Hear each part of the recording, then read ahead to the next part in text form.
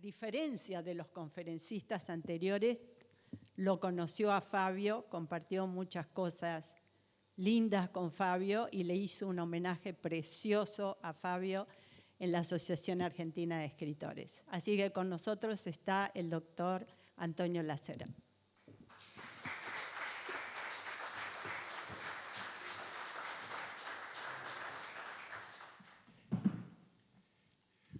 Buenas tardes a todos.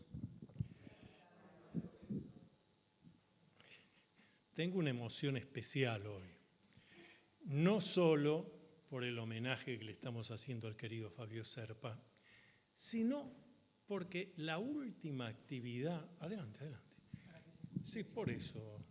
La última actividad que compartimos en un escenario fue acá, en el homenaje que la Academia Argentina del Tango le hizo a Fabio Serpa y que yo vine a hablar en nombre de la Sociedad Argentina de Escritores. Así que, una emoción especial. Esto que decía Adriana es verdad.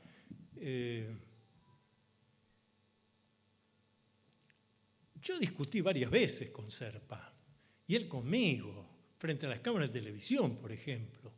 Entonces la gente pensaba que nos peleábamos, que entonces ya uno iba a hablar mal del otro. No, porque los dos estábamos absolutamente convencidos de que cuando hay un diálogo, pero un diálogo no de esa pandemia gravísima que hay desde hace algunos años en todo Occidente y en el Oriente occidentalizado, de la que poco se habla, que no es el COVID, no, es la pandemia de opinología. Entonces, con Fabio eso no pasaba, porque tal como se decía recién, él hacía sus investigaciones, sacaba sus conclusiones, después podíamos discutir si las variables intervinientes eran las correctas, si yo me había equivocado, si el otro... Esto Fabio lo hacía aún con Joseph Allen Hynek, que no era cualquiera, fue un doctor en astronomía de la Northwestern University. ¿Se dan cuenta? Ahora, eso es el resultado de algo fundamental que es, y que está escrito en el Facebook de Fabio, no sé si fue Adriana, quién, pero alguien escribió: Fabio desde que se levantaba hasta que se acostaba y de lunes a lunes investigaba. Bueno, muchachos, la investigación lleva tiempo, lleva esfuerzo. Para los investigadores privados, además, lleva dinero que tenemos que poner en nuestros bolsillos. Por eso, ¿de dónde sale el dinero del investigador privado si no es de la venta de los libros, de las conferencias, de las actividades? ¿Y a dónde se vuelca? No es a comprarse el modelo más moderno de zapatillas, porque si no quedaste desactualizado, sino hacer el viaje que se necesita, más de una vez a contratar un biólogo, un químico, sino de qué manera algo que hemos encontrado allí, que parece que es el resultado de un VED, de un vehículo extraterrestre que aterrizó, y aparecen unas sustancias, claro, bien de aficionado y de quiero, pero no me animo. No, porque tenemos esta cosa rara. Bueno, llévela al laboratorio. Pero cuando usted la lleva al laboratorio, dice: mi hijo, con todo gusto esto se investiga. Ahora, no es un análisis de sangre, es un análisis de este elemento. Entonces, y hay que pagarlo. Entonces, todo esto es lo que en general no se dice de lo que pasaba por dentro en la vida. Lo puede conocer Adriana, algunos que estaban cerca, pero Fabio, con su pundurosidad, hacía bien en no hablar de esto, pero yo necesito decirlo hoy en este homenaje para que se tenga en cuenta.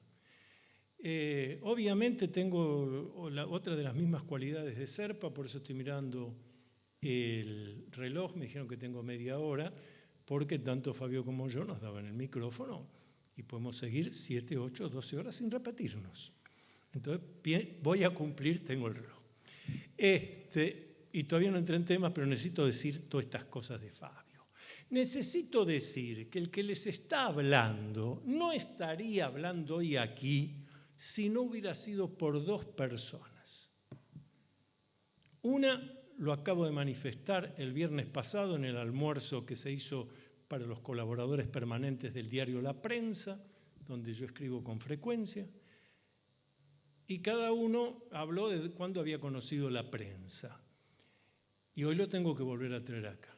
Uno de los motivos por los que yo estoy aquí hoy y he hecho la trayectoria que hice y toda la que pienso hacer, es porque en octubre de 1957, mi padre, un español venido a los 14 años a la Argentina, un español que se acostumbró a tomar mate, todas las mañanas, 5:30 de la mañana, que el diariero llegaba y tiraba el diario bajo el garaje, mate en mano, leía el diario La Prensa. Y primeros días de octubre de 1957, entra mi padre, cosa que nunca, yo tenía 5 años, mi hermano 3, a nuestra habitación con el diario, blandiendo el diario La Prensa y diciendo: Antonito, Antonito, los rusos pusieron un satélite en órbita. Es evidente que eso a mí me quedó grabado. Yo a los 6 años ya le pedía para mi cumpleaños a mis parientes que me trajeran algún libro de astronomía. No entendían qué cuernos traer. Y recuerdo haber estudiado en la secundaria cosmografía. Yo soy bachiller en físico-matemáticas del Colegio Nacional Nicolás Avellaneda, el número 4 en Palermo, que dividía en especializaciones. Yo hice físico-matemáticas. Y estudié cosmografía con el libro de Charola, el autor era Charola, un libro clásico en aquella época, que me había regalado mi tío abuelo cuando yo tenía 7 años para un cumpleaños. Ese fue mi padre, primero que me marcó. Y el segundo que me marcó está vinculado a mi padre, trabajador incansable, como lo puse en uno de mis libros, y que todos los sábados, después que cerraba su negocio, llegaba a casa, almorzaba, como ser en esa época a las 2, 3 de la tarde, encendía el televisor y en Canal 13, algunos se acordarán, veíamos porque no le podía tocar el televisor, él veía eso, los sábados circulares de Mancera, programa que duraba 7, 8 horas. ¿Y a quién invitaba con frecuencia Mancera? A un actor, primer actor, un galán, que empezaba a dejar la parte actoral para hablar de lo que entonces se llamaban flying saucers, platos voladores. Y yo empecé a escuchar a Fabio Serpa como hablaba con Mancera, Mancera que estaba convencido también de la existencia, y esas dos piedras fundamentales, mi padre, Fabio Serpa y también Mancera sin duda, me hicieron tomar la decisión de dedicarme a la parapsicología, a los ovnis, a lo esotérico, a lo espiritual, a lo trascendente. Y también hacerme preguntas. Ustedes saben que si es por títulos universitarios, yo estoy lleno de títulos y honores. Profesor universitario, doctor, máster, tengo todo.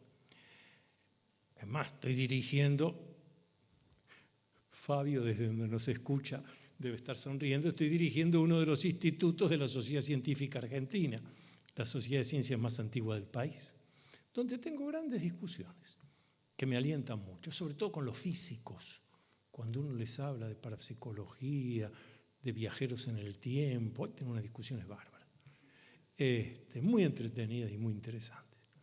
Pero yo tengo algo que es lo que voy a reflexionar ahora con ustedes. ¿Qué es? ¿De dónde salimos nosotros? La especie humana, ¿de dónde salió? Vayamos un poquito más profundo, ¿Y la vida en la Tierra de dónde salió?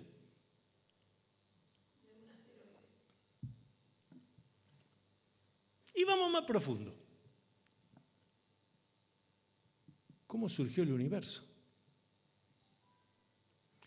La última discusión que tuve en la sociedad científica con físicos de la Universidad de Buenos Aires, que además conocen de física cuántica, todo, fíjense la corrección que me hicieron.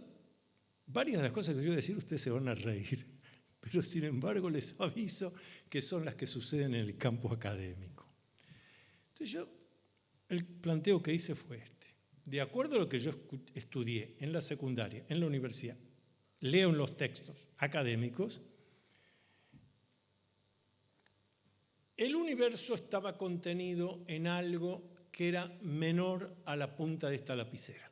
Esto estudiamos todos. Algo pasó en determinado momento que se llama Big Bang, por lo cual la materia que estaba contenida toda en este puntito comenzó a expandirse, a la pucha. Miren todo lo que tenemos. Y no conocemos el fin. Los radiotelescopios, los telescopios orbitales, todo cada vez, durante la pandemia se hicieron hallazgos a 70 millones de años luz de distancia. Entonces yo les decía, muchachos, a los licenciados, físicos, cuánticos, todo. Yo puedo estar de acuerdo en todo esto, podemos hacer el debate, pero yo puedo estar de acuerdo. Pero yo lo que quiero que me digan es cómo surgió esa puntita. Si se quieren reír de lo que voy a decir ahora, se ríen. Entonces un especialista en física cuántica me dice, la cera, es que su información es vieja. Eso ya hoy no se dice así. No ha sido una puntita. Ha sido una banda, una extensión así, en realidad curva, y eso es lo que estaba en el origen, y se expandió. Si yo fuera un poco grosero, usaría un término de café digno aquí del tango, pero no lo voy a hacer. Entonces les dije, no estoy discutiendo si es una puntita o es una banda. Lo que pregunto es de dónde surgió lo que a mí me enseñaron que era una puntita y ahora vengo a aprender acá y les agradezco enormemente que la física cuántica nos indica que es una banda. En esa banda estaba contenido el universo. ¿De dónde surgió? ¿Saben la respuesta que recibí? ¿De la ciencia académica? Ah, no. Esa es una pregunta metafísica. Nosotros eso no nos metemos. Muchachos, no tenemos.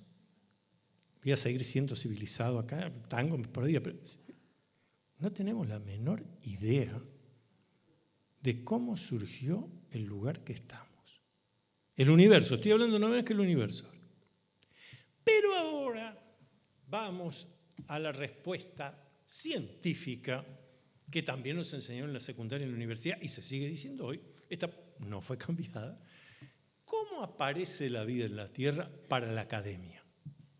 La vida en la Tierra para la academia aparece porque en una época el planeta Tierra era muy parecido a Venus, a como Venus es hoy. Completamente cubierto de nubes, tierra había poca y en general todo eran océanos. Y había relámpagos, rayos, tormentas eléctricas permanentemente. Un buen día, un rayo impacta, de tantos que caían, impacta en las aguas. Y en un cálculo probabilístico inexplicable, surge la primer molécula. Esa primer molécula, con el tiempo, millones de años, se va transformando y ya pasa a ser algún tipo de organismo, unicelular, multicelular. Y con los millones de años surgen los animales marinos. Pero claro, para entonces se está despejando el cielo. Entonces llueve menos. Entonces aparecen superficies secas.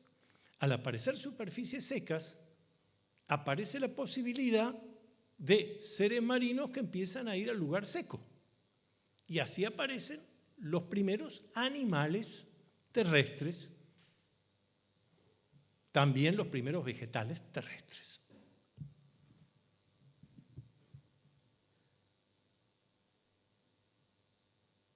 Suena a cuentito que se nos podía decir a nosotros cuando éramos chicos para que nos durmiéramos. Hoy no podemos decir este cuentito porque, ¿qué te dirían? Papá, abuelo, lo que sea, déjate en bromar, sigo viendo aquí el celular. Pero no termina ahí. Esto es más complejo. Porque siguen produciéndose todo tipo de especies. Una secuoya que si se muere joven, se muere a los 5.000, 7.000 años. Jóvenes, esas mueren jóvenes. Una tortuga que si se muere joven, 100, 110 años, se muere joven. Y siguen apareciendo cosas. En un momento dado, algo pasa aquí en la Tierra que de los grandes primates, los grandes simios, surge algo, estoy hablando de 45, 50, 70 millones de años atrás. Algo que ya tiene algunas características humanas, pero esto aparece repentinamente. Los homínidos. Un homínido muy famoso, una homínido muy famosa de 3,5 millones de años, aparecida en Etiopía, se llama Lucy. Busquen Lucy en Google. ¿Y por qué le pusieron Lucy los investigadores que encontraron esto allá en el siglo pasado, en 1970? Porque era la época en que los Beatles habían escrito la canción Lucy en el cielo con diamantes. Entonces, los antropólogos y paleontólogos dicen, che, le tenemos que poner un nombre porque la encontraron perfecta, por eso sabemos que es mujer, es un esqueleto femenino. Bueno, pongámosle Lucy. Y está así, la pueden googlear. 3,5 millones de años, pero ya hace 40 había. Y durante millones y millones de años solamente tuvimos los homínidos, che. Algunas características humanas, nada más. Muy bien.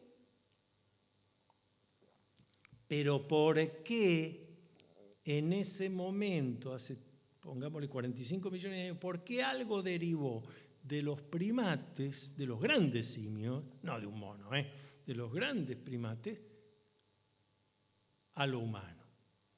Siempre según la ciencia académica. Bueno, hay tantas hipótesis como investigadores han deseado expresarlas. Aquí también me gusta hacer siempre una aclaración si vamos a ser académicos. Vamos a mirar ahora, vamos bien. Si vamos a ser académicos, hipótesis es una probabilidad que yo tengo que demostrar. Cuando yo digo teoría, me refiero a un conocimiento cierto suficientemente comprobado. Que en el mundo común y normal de la gente que no está en el campo académico, para descalificar a otro, diga, eso es en teoría, está bien, el tipo no sabe que le está dando la razón. Si es en teoría, es un conocimiento cierto suficientemente comprobado. Estas son hipótesis. Muy bien. Hace 400, 500 mil años atrás, empiezan a aparecer los Homo. Ya son humanos. Homo habilis, Homo sapiens, Homo erectus, Homo el que les guste. Que nos han, según qué autor, y sobre todo en la escuela secundaria, todo esto, que nos quieren hacer creer, bueno, de ahí salimos nosotros. Estos Homo, mientras duraron, no se fueron extinguiendo, porque algunos aparecieron, otros se extinguieron, aparecían otros, se siguen encontrando especies y subespecies. El hecho más humano que consiguieron fue mantener maderitas encendidas que comenzaban sacando de los incendios que se producían por las caídas de los rayos en los bosques y mantener eso encendido en las cuevas y las cavernas.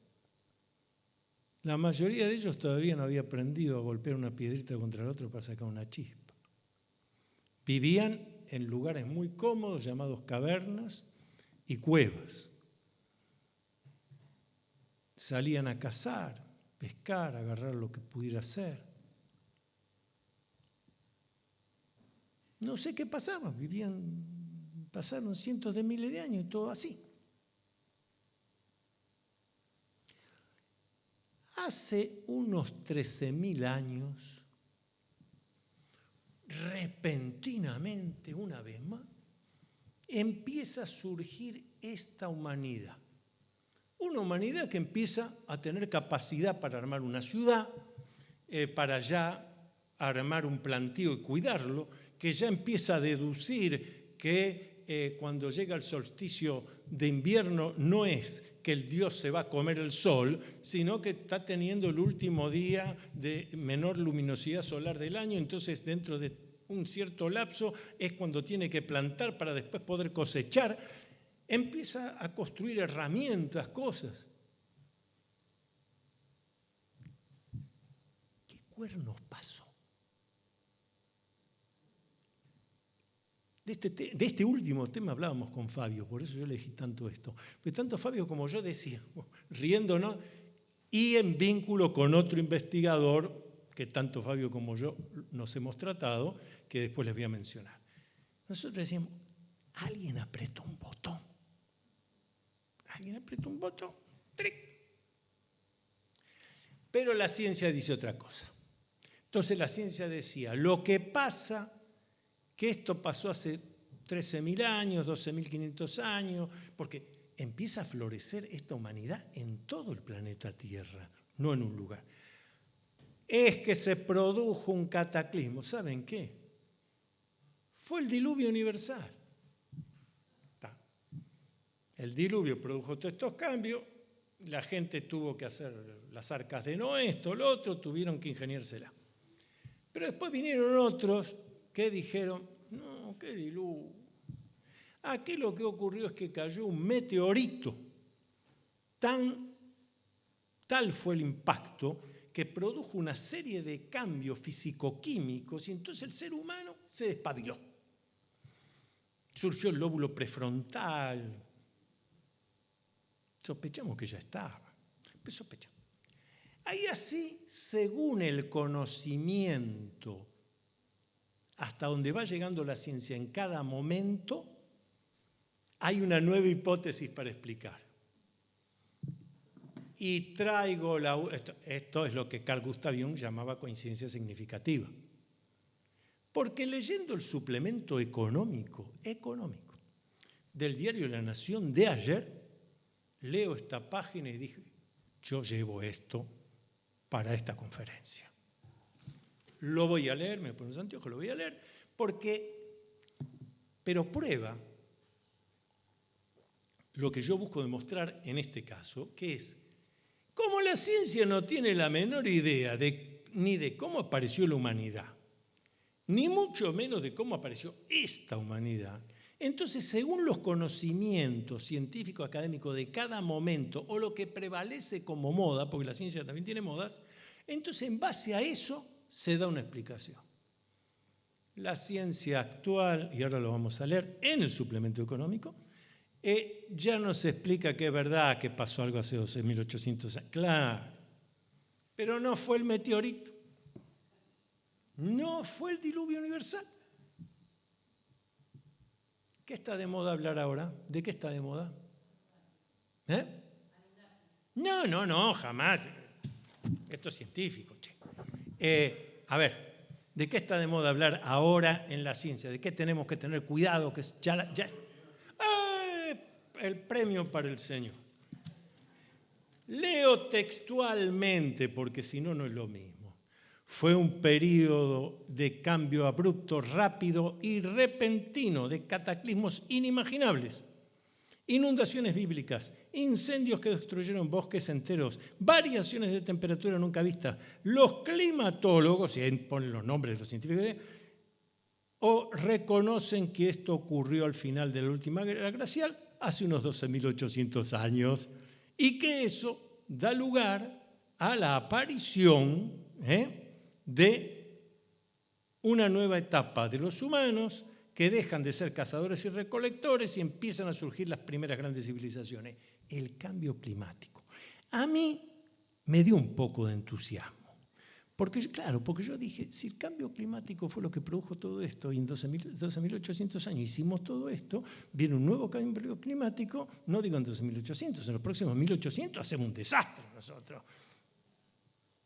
Pero no todos están de acuerdo. Entonces acá, por ejemplo, el artículo dice que, sin embargo, y por supuesto pone, vean que si estás escribiendo en la página de economía, asesorate un poco si no sabes muy bien de ciencia, porque pone, y hay teorías en desacuerdo que le adjudican este cambio climático al impacto del cometa Clovis en Norteamérica. No es una teoría, es una hipótesis. Es un señor que dice, pasó esto y tendría que demostrar que efectivamente hubo tal cometa que explotó. ¿Y cuál es la relación de eso para provocar, de vuelta a lo que yo insisto? La aparición de los homínidos, la aparición de los homos y luego de los humanos, propiamente dicho nosotros, son cosas que ocurren repentinamente. Y los académicos en general, ahora vamos a ver los académicos del otro lado, los académicos en general buscan, es algo extraño, es algo externo que actúa. La señora o el señor recién decía los Anunnaki, bueno, no, externo, pero no, algo natural que... No, pero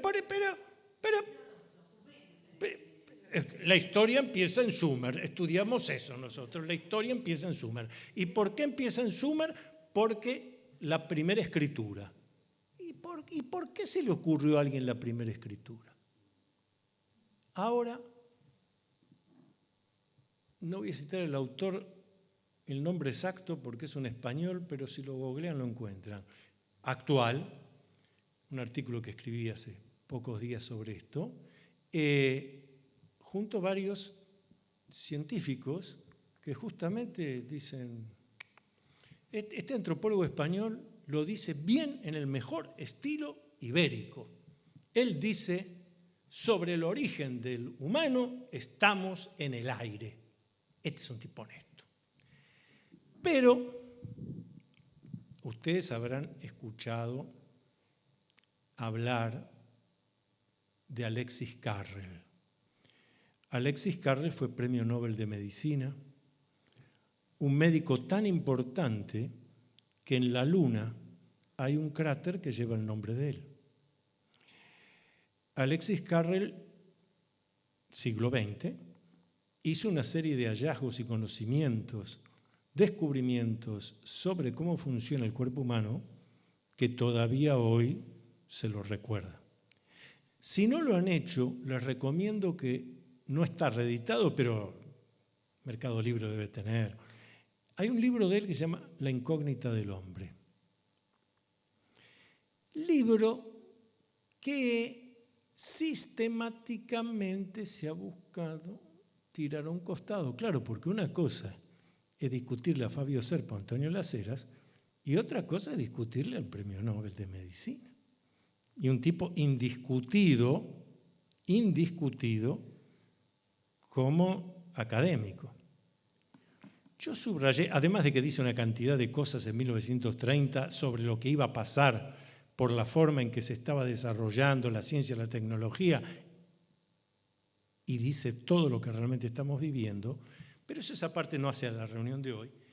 Lo interesante es una línea que tengo subrayada varias veces, vuelvo a decir, lo dice un Premio Nobel de Medicina, donde él habla de la capacidad de pensamiento, que este es un tema fundamental. Aquí lo que hay que explicar es cómo, a raíz de una serie de reacciones físico-químicas y el cambio climático y la temperatura y demás, apareció una especie que tiene libre albedrío, que tiene creatividad y que tiene pensamiento racional y reflexivo. Cuando los textos sagrados dicen que el ser humano está hecho a semejanza e imagen de Dios, lo que está buscando transmitir es que los únicos que tenemos capacidad creativa, lo que los griegos llaman poiesis. Poiesis no es escribir una frase abajo de otra. Poiesis en el griego original significa creación. Es un acto divino. Es allí donde hay nada poner algo. La única especie que conocemos en el planeta Tierra capaz de hacer esto somos nosotros. Expliquen que esto surgió porque el lóbulo prefrontal y el área 32B y el cerebro es el disco rígido de la computadora. Pero me venden la computadora con el mejor disco rígido.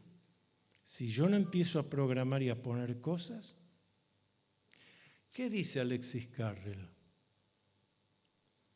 El pensamiento que habrá que conocer desde dónde le fue impuesto al humano. El premio Nobel de Medicina, el experto, la máxima autoridad está diciendo, colegas, no hay una explicación físico-química para esto. De vuelta a lo que hablaba con Fabio. Es que le apretó el botón. No hay una explicación de qué cuernos hacemos nosotros acá.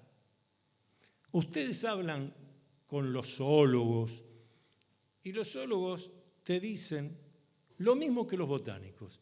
Mira, toda especie destructiva, por ejemplo, toda especie destructiva, un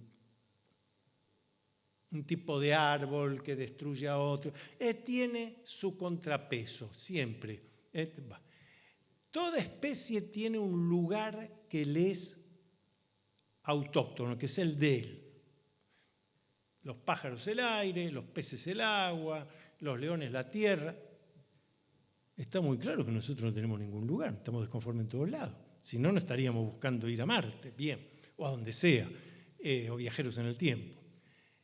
Somos depredadores que no tenemos ninguna especie que nos pare.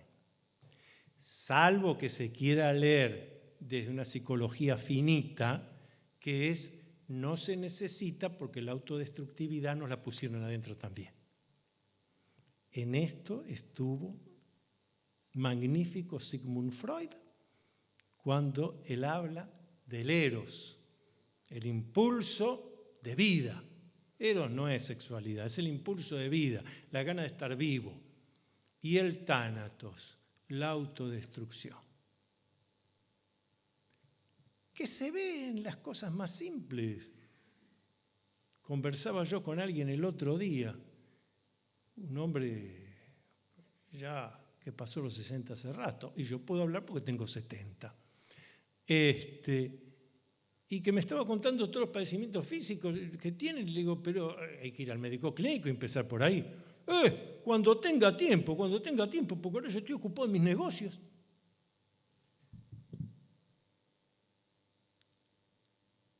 Espero que los deudos le compren un cajón más o menos valioso. Nadie en su sano juicio, salvo que lleve ese impulso al tánatos dentro, que lo tenemos todos, por eso es que hay que averiguar por qué hacemos cada cosa que hacemos, puede decir, no tengo tiempo para pedir una consulta médica, eso que estoy así, y no tengo 25 años, aunque los tuviera, hay que ir al médico, porque estoy haciendo mi negocio. El muerto más rico el cementerio, ya lo decían nuestros abuelos. Bueno, eso demuestra que no necesitamos un depredador. Nosotros somos las dos cosas. Eso no hay en ninguna especie natural. Y ahora menciono al tercero que compartíamos con Fabio, que lo dejé guardado hasta acá, en el cual, en lo general de su hipótesis, yo coincido. Lo he conversado en la red de Globo en Brasil, en el programa Inteligencia Punto Final, después cuando estuvo acá en la Argentina, en varias ocasiones. Me refiero a Erich von Däniken, el autor del Oro de los Dioses, Recuerdo del Futuro. Erich von Däniken fue el primero que emitió una hipótesis que a mí me cierra. Es una hipótesis, pero que a mí me cierra. Él dice, hace esos 40, 45 millones de años atrás. Lo que pasa es que esta hipótesis cierra, pero cuando yo termine van a ver que es un poco angustiante. No es un poco, es angustiante.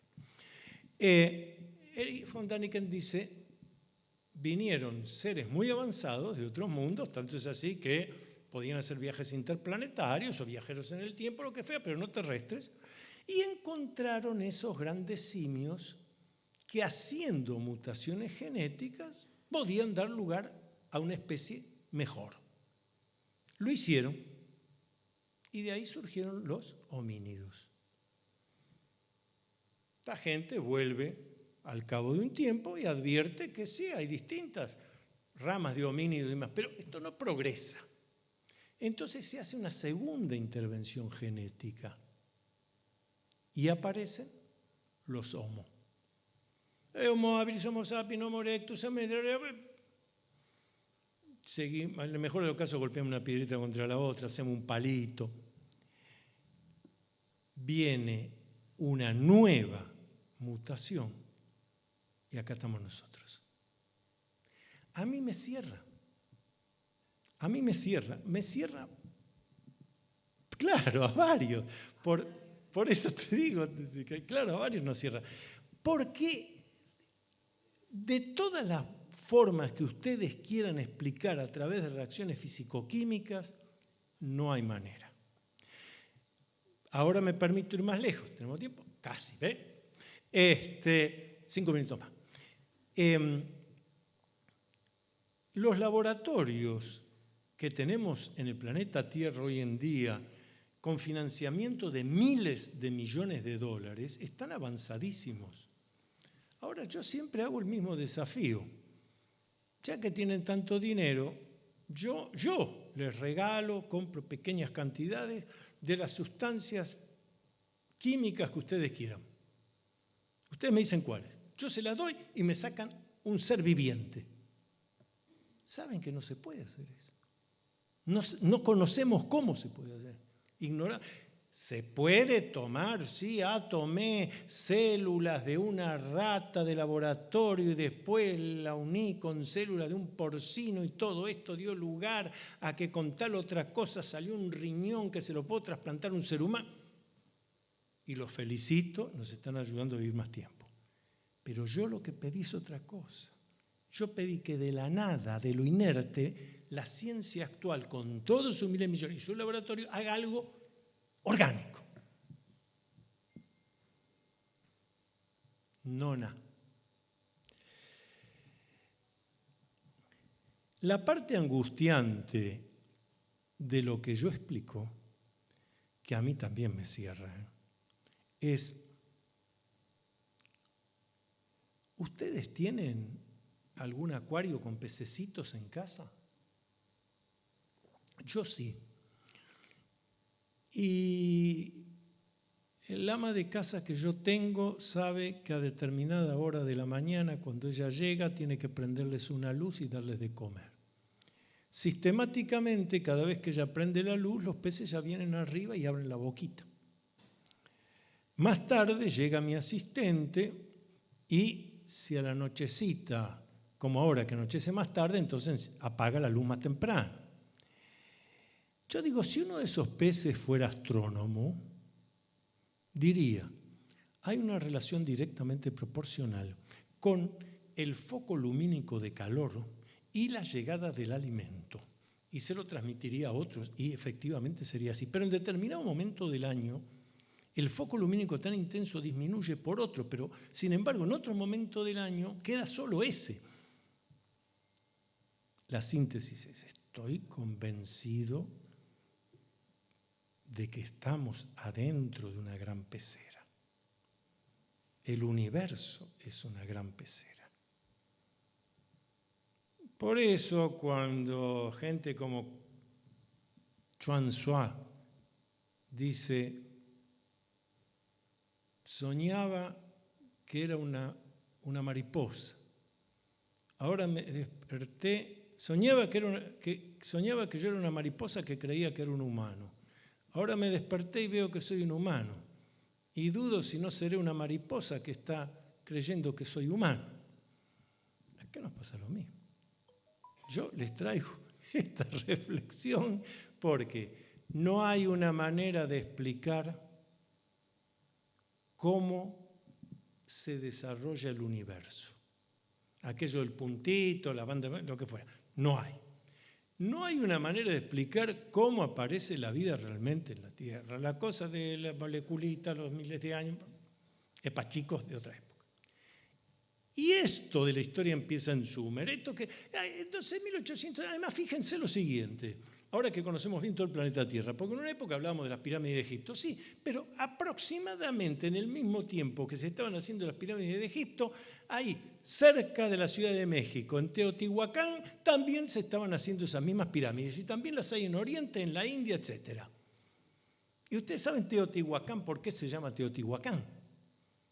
Para los académicos, esas pirámides fueron hechas por una cultura anterior a los aztecas. Los aztecas jamás dijeron que lo hicieron ellos, decían la ciudad de los dioses. Entonces se tradujo Dios, la ciudad de los dioses. ¿Y por qué los aztecas decían eso? Decían nosotros, los dioses nos dijeron que fuéramos para tal lado, para tal otro y que ahí íbamos a encontrar el lugar donde estar. Nadie se atribuye Teotihuacán. Yo que la he investigado en muchísimas ocasiones, me llama la atención por qué no se dice algo que a cualquiera le llamaría mucho la atención. Me parece que hasta es una atracción turística, pero no se dice lo que voy a decir ahora, porque sería una atracción turística, pero de vuelta te desvía para que algunos pensemos, che, esto es muy raro. ¿Ustedes saben que en Teotihuacán hay terrazas hechas de mica? Nosotros, los de cierta edad cronológica, recordamos que el televisor, la radio, todo era válvula de mica. Es un transmisor de energía igual que el uranio, igual que el cuarzo. Ahora, yo averigüé y las minas de mica están a 800 kilómetros de distancia de Teotihuacán. O sea que se llevaron expresamente. De adorno será, tengo que entender. Antes de terminar y de agradecerles enormemente la atención y las respuestas positivas que he visto, antes de terminar dos cosas, pero la primera es, si hay alguna pregunta, idea o sugerencia, la hacemos. Yo creo que seres más avanzados han traído la vida a la Tierra. ¿Sí? Y ya que decís eso, me sirve para otra cosa que decíamos con Fabio permanentemente, porque la lectura que se suele hacer en la divulgación no profunda, entonces, los extraterrestres, como si los extraterrestres que venían hace 30.000 años, 10.000 años, son siempre los mismos. No, el universo debe estar lleno de vida y según el desarrollo científico-tecnológico, ciertas culturas están llegando por ahí, mientras hablamos nosotros acá, por primera vez está llegando una nueva humanidad a recorrer e investigar este sistema solar. Eso es muy importante. Ya se descubrió que en próxima vez, parece que está todavía confirmado, que es un planeta que va alrededor de Próxima Centauri. Está a 4 años y medio de años luz. Próxima Centauri está a 4,2 años luz.